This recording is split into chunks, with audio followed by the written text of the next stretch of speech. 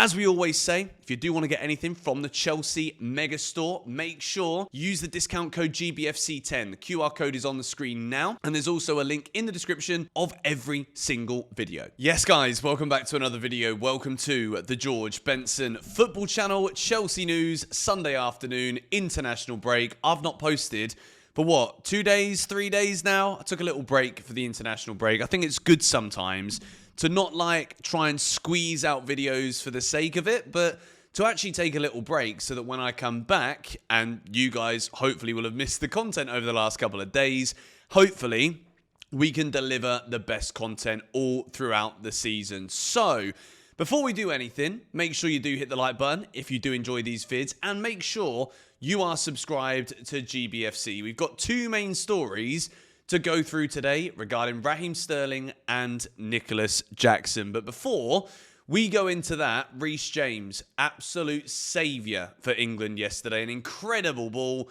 Declan Rice's header. England 2, Andorra 0.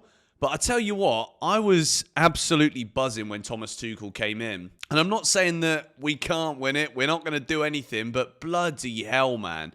Watching England has become more of a chore than anything else. I don't understand how, even with a top manager, with so many brilliant players, they can be that poor. Watching England yesterday was awful. Even Noni Madueke was one of the best players out there on the field. They've got a lot of work to do if England are going to get anywhere close to winning the World Cup next year. So, one man who still thinks that he can play international football is Raheem Sterling. Now, this is the latest here. This is Aaron Ramiro's tweet. And look, it is that time of the season, the year, where transfer news, there may be a lot of bullshit that goes around just purely so that there can be a story.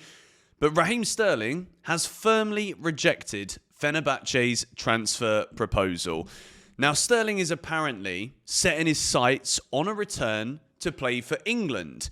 Whether that's going to be at the World Cup or ever again, I think Sterling at this point in his career needs to be playing football, let alone wondering if he's ever going to play international football again.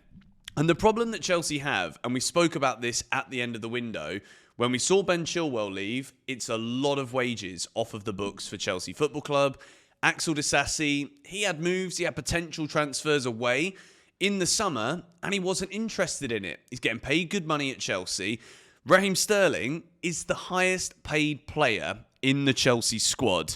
Now, there's been a lot of talk over the course of this week with other transfer windows still being open. Fenerbahce from Turkey coming in for Sterling.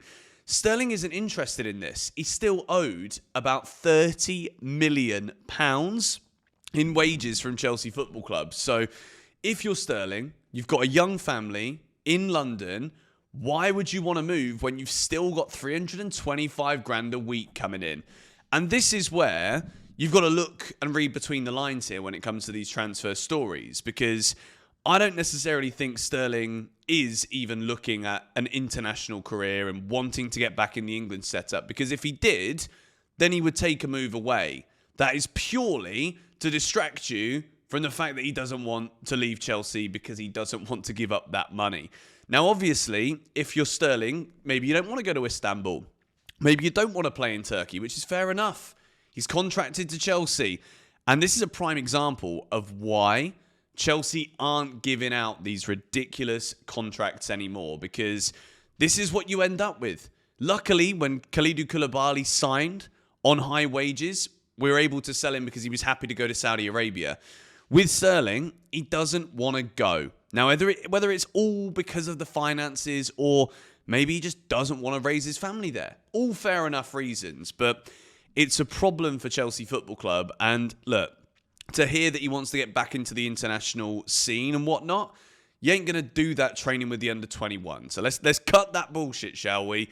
Sterling rejects Fenerbahce. And at the moment, Chelsea, maybe, we're looking to kind of come up with some kind of severance package for Sterling. There's been a few rumours going around this week, and I don't want to entertain it too much, but is there a world where Enzo Maresca can reintegrate Sterling back in? I don't think so. I think it's impossible. We saw him at Arsenal last season. He's nothing like the player he used to be. Sterling on his day, throughout his career, has been sensational. Even for Chelsea. In a couple of seasons ago, scoring that free kick at Newcastle the year before last. It was a great moment. There was good moments from Sterling, but he's got no future at Chelsea. And it seems as though he doesn't want a future anywhere else other than Chelsea right now. But let's move into this on Nicolas Jackson. And this story broke this afternoon or this morning, UK time. Bayern's Hoeneß on Jackson deal. The player and his agent contribute €3 million, so we pay 13.5 million loan fee. Where the bloody hell has this come from? There will definitely not be a permanent contract that only happens if he plays 40 games from the start. It will never happen, told Sport 1 Dopa. This is mad, okay? First things first, Nicolas Jackson and his agent have contributed 3 million just so that he can get this loan move to Bayern Munich. That's absolutely bonkers. Jackson was so desperate to get out of Chelsea that he's even contributing finances out of his own pocket. And again, whether or not this is fully true, there's no reason to believe that it isn't right now. This is mad. And then to see the second part of this conversation too, that the permanent deal, which is what we were looking at, Bayern Munich have got an obligation to buy Nicolas Jackson, at the end of this season-long loan deal. If he doesn't start 40 games, there is no obligation to buy. Now, when I saw Jackson go to Bayern Munich, I was already a bit confused because Harry Kane is there as a striker. Jamal Musiala will probably come back towards the end of the season, so he'll probably then play as the 10. You've got Diaz, you've got Gnabry, you've got Michael Olise. There's an incredible group of players there at Bayern, and I don't see how Nicolas Jackson could expect to go there and play instead of Harry Kane, be selected first over Harry Kane. So for Bayern Munich, they've got a really good option here as a backup, but Nicolas Jackson is never going to start 40 matches for Bayern Munich this season. And the fact that Hoeneß has even come out and said this is absolutely bonkers. If you're Nicolas Jackson and you've literally just joined Bayern Munich, you've gone through all of this process and you're there with the shirt, you're saying how happy you are to join such a big club, and then somebody immediately comes out at the club being like, oh, but don't worry, that permanent contract that we're going to offer Jackson if we hit the criteria, never going to happen, mate, because he's never starting 40 games. I find this absolutely bonkers. I kind of like it because instead of all of this beating around the bush transfer news and does anyone actually really know what's going on anymore? I don't think so after the transfer window that we've just seen, and that's what we do here on the channel. We talk about what we hear every day, but with this, I find this absolutely crazy that someone at Bayern Munich would even come out and say all of this. So Nicolas Jackson also has this to say about Enzo Maresca. I respect Coach Maresca. I learned a lot from him. He has his own ideas and style. I just needed something different at this stage of my career. I have no regrets, just gratitude for my time at Chelsea. So Nicolas Jackson, here with the wording in particular, when we partner it with what we've just discussed here on the channel in this video, it's very obvious that Nicolas Jackson sees his Chelsea career as being over.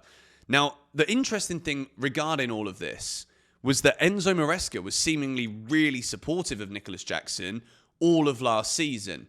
And as much as with a young player, seeing that red card against Newcastle, the red card against Flamengo, Nicolas Jackson, I still think, could have had an opportunity here at Chelsea. I just think the club have been shutting him out the door. I don't think there was ever an intention to actually keep Nicolas Jackson at the club this summer, which is why all of what he says in the media, in these interviews, even though it's a loan with apparently a very difficult obligation to buy for Bayern Munich, the reality is Jackson's going to be coming back to Chelsea next season. At the start of the summer transfer window next year, Jackson's going to be back and Chelsea are going to have another summer where we're trying to sell him again.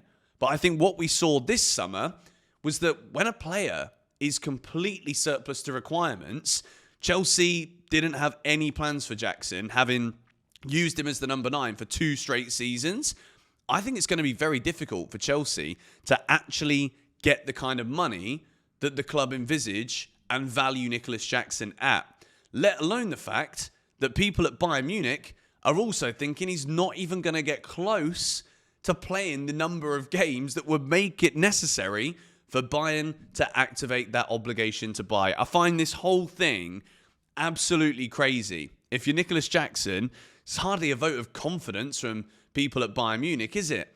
And as well as that, everything he says absolutely points towards his Chelsea career being done. Let me know your thoughts on all of this in the comments down below. But if we're led to believe what we've been hearing today, then Nicolas Jackson will return to Chelsea at the end of this season. I know it's been a little bit quiet over the course of the last few days. As I said, I'm not just going to force videos out there purely for the sake of it. I've enjoyed a couple of days off, getting used to my new surroundings, and I'm not going to tell you anything more than just keep an eye out on YouTube over the course of the next few days, because there's something that you're going to absolutely love coming your way. I can tell you that now for free. As we always say, if you do want to get anything from the Chelsea Mega Store, make sure you use the discount code GBFC10. The QR code is on the screen now, and there's also a link in the description of every single video. Thank you guys for watching. Come on, you Blues. I'll see you all later.